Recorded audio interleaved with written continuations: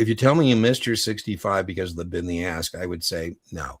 What I would know, Evan, is this is a cost of trading that must be overcome as an investment advisor rep, because our customer is going to pay the high price, the asking price, and our customer is going to receive the low price, the bid price, right? So Brian has a bid and ask, very much like a test question here. I might say on your test, what would your customer expect to pay for this stock? And you would have to come up with 32.30. I might ask you on the test, what might your customer receive if he sells? You'd say 32.15, right? It's from the dealer or market maker's perspective. The one I use, the analogy I use, Brian, is a car dealer, right? If I go into a car dealer and I say, how much for a Lincoln Navigator? He goes, $90,000. I go, great, I got one. Where's my $90,000? He goes, well, no, Dean, I'm sorry, man. I thought you wanted to turn money into a Navigator. I gave you my offer price. You want to trade in the Navigator, 50 grand. I go, oh my God, what's that called? He said, Dean, that's called the spread. The difference between I buy cars at and I sell cars at.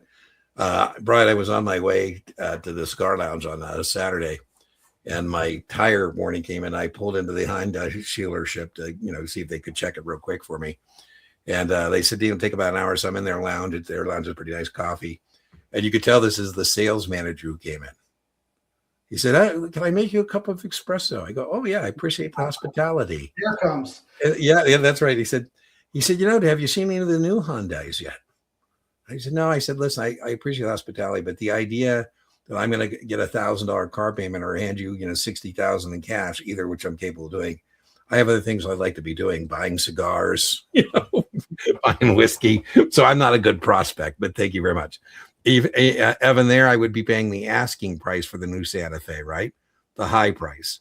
And when I trade in my Santa Fe, I get the low price, the bid and the ask. Right? And Dean, I think you understand, throughout the years when we were teaching people this, they always get this backwards. Yeah, it's because it's something inside in their brain says that, the customer must be buying at the lower price. No. Customer always pay high and receive the low. That's called the securities industry. I'm joking, but that's how we make our living, on the spread, right? On the spread.